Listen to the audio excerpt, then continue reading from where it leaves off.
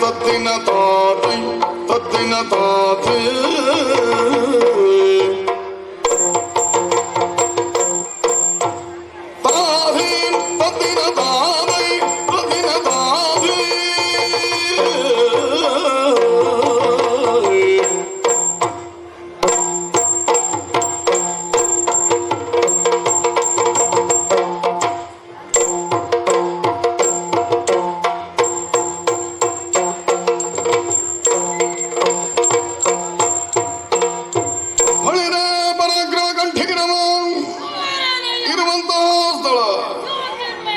ವೀರಮಣಿ ಭೂಪತಿಗಳು ಅಂತ ಕೇಳಿದ್ದೇವೆ. ಓಲ ಕೊಟ್ಟಂತಹ ಬರೀ ವಿಶೇಷವೇನು ಇಲ್ಲದಿದ್ದರೂ ನಿತ್ಯಾನ್ಹಿಮದಂತೆ ನಿತ್ಯಾನಿಕಗಳನ್ನು ಪೂರೈಸಿ ಆರಾಧ್ಯ ದೇವನಾದ ಪ್ರಭು ಪರಮೇಶ್ವರನನ್ನು ಪೂಜಿಸಿ ಸಪ್ತಾಂಗಗಳಿಂದ ಪರಿವೇಷಿತವಾದ ಈ ರಾಜ್ಯಸಭೆಯನ್ನು ಪ್ರವೇಶಿಸಿದ್ದೇನೆ. ಸಭಾಸದರೆಲ್ಲರೂ ನನ್ನ ಆಗಮನವಾಗುತ್ತಿದ್ದಂತೆ ಎದ್ದು ನಿಂತು ಗೌರವವನ್ನು ಸೂಚಿಸಿದ್ದಾರೆ. ಈ ಜ್ಯೋತಿರ್ವೇದದ ಅಧಿಕಾರವು ಪರಂಪರಾಗತವಾಗಿ ತಪ್ಪಾಲೆಯು ಹೊಂದಿದೆ. ನನ್ನ ಈ ರಾಜ್ಯವು ಗಾತ್ರದಲ್ಲಿ ಚಿಕ್ಕದಾದರೂ ಸಹ ಇದುವರೆಗೆ ನಾವು ಯಾರಿಗೂ ಕಪ್ಪ ಕಾಣಿಕೆಗಳನ್ನು ಹಿಡಿದವರಲ್ಲ. ಹಾಗಂತ ಬೇರೆಯವರ ಮೇಲೆ ತೆತ್ತಿ ಹೋಗುವ ಇಷ್ಟ ಪ್ರವೃತ್ತಿ ನಮ್ಮಲ್ಲಿಲ್ಲ. ಇನ್ನು ನನ್ನ ಕೌಟುಂಬಿಕ ಜೀವನದ ಕುರಿತಾಗಿ ಹೇಳುವುದಿದ್ದರೆ ಸೂರ್ಯ ಚಂದ್ರರಂತಿರುವ ರುಕ್ಮಾಂಗ ಶುಭಾಂಗರೆಂಬ ತಳರೀರರು ರಾಜ್ಯ ಆಡಳಿತದಲ್ಲಿ ನನಗೆ ಸಹಕಾರಿಗಳಾಗಿದ್ದಾರೆ. ಭಿಕ್ಷುಮತಿ ಎಂಬ ಓರ್ವಳೇ ಕುಮಾರಿ ತನ್ನ ತಪಸ್ಸಿನ ಮೂಲಕವಾಗಿ ಪರಮೇಶ್ವರನನ್ನೇ ಪದವಿಯಾಗಿ ಪಡೆದಿದ್ದಾಳೆ. ಜೊತೆಯಲ್ಲಿ ನನ್ನ ಮನವಿಗೆ ಒಪ್ಪಿಕೊಂಡ ಪರಮೇಶ್ವರ ಮನೆ ಒಳಿಯನಾಗಿ ತನ್ನ ಪ್ರಬಂಧಗಣಗಳೊಡನೆ ಅದರ ಮನೆಯಲ್ಲಿಯೇ ನೆಲೆಯಾಗಿದ್ದಾರೆ. ಆದರೆ ಯೋಚನೆ ಅದಲ್ಲ. ಪ್ರತಿದಿನವೂ ಈ ಸಮಯದಲ್ಲಿ ನನ್ನೊಂದಿಗೆ ಓಲಗದಲ್ಲಿ ಆಸೀನರಾಗುತ್ತಿದ್ದ ನನ್ನ ಮಕ್ಕಳಿರಲಿ ಎಲ್ಲೇ ಹೋದ ನೋಡೋಣ ಅವರ ನಿರೀಕ್ಷೆಯಲ್ಲಿಯೇ ಇರುತ್ತೇನಂತೆ.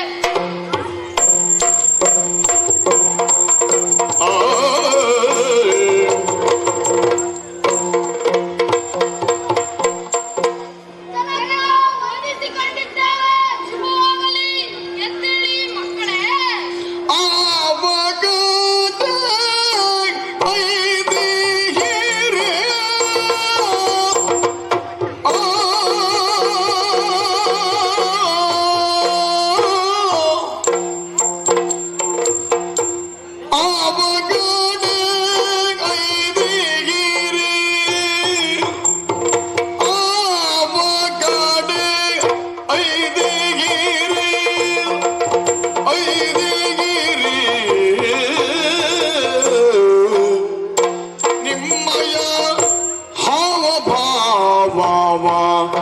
ನೋಡಿ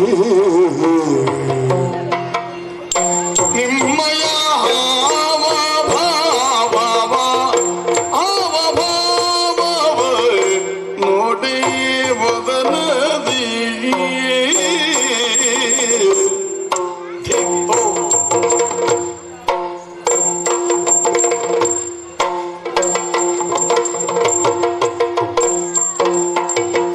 ಪಾವಕನೇ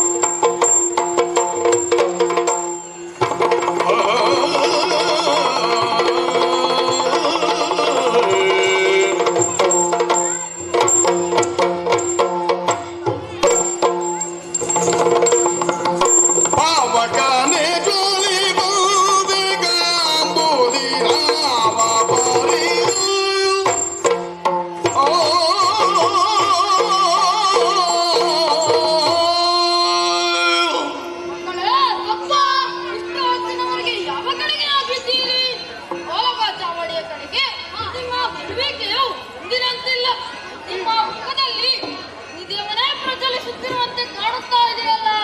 ಈ ನಿಮ್ಮ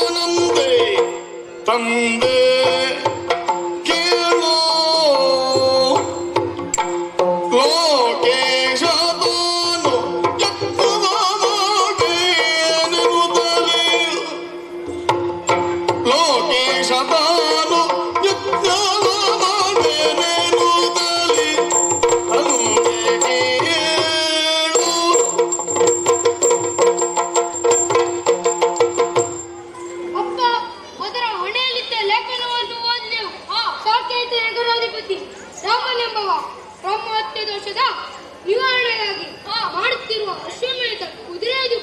ಶಕ್ತಿಶಾಲಿಗಳಾದವರು ಕುದುರೆಯನ್ನು ಕಟ್ಟಿ ನಮ್ಮೊಡನೆ ಕಾದಾಡಬಹುದು. ಬಲಹೀನರಾದವರು ಭಕ್ತಕಾಲಿಗಳೊಂದಿಗೆ ಶರಣಾಗುವುದನ್ನು ಬರೆದಿತ್ತಪ್ಪ. ಆ ಲೇಖನವನ್ನು ಓದಿದ ಬಳಿಕ ನೀವೇನು ಮಾಡಿದಿರಿ? ತನಕ ಆ ಲೇಖನವನ್ನು ಓದಿದ ನಂತರ ನಾವು ತಡ ಮಾಡಲೇ ಇಲ್ಲ. ಆ ಕುದುರೆಯನ್ನು ಬಂಧಿಸಿ ನಮ್ಮ ರಾಯದಲ್ಲಿರಿಸಿದ್ದೆವು. ಹಳೆಯ ಶಾಬಾಸ್! ಕಂದ ಬಾಪುರ ನಿಮ್ಮನು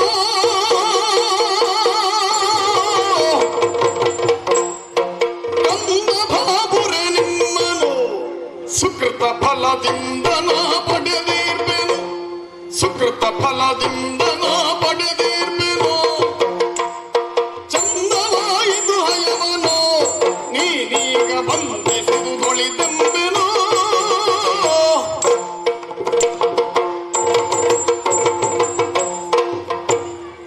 ಮಕ್ಕಳೇ, ಅಪ್ಪ ಸಿಂಹದ ಹೊಟ್ಟೆಯಲ್ಲಿ ಸಿಂಹದ ಮರಿಯ ಹುಟ್ಟುವುದಲ್ಲದೆ ಅಲ್ಪ ಪ್ರಾಣಿಯಾದ ಜಂಬೂಕವೆಂದು ಜನಿಸಲು ಸಾಧ್ಯವಿಲ್ಲ.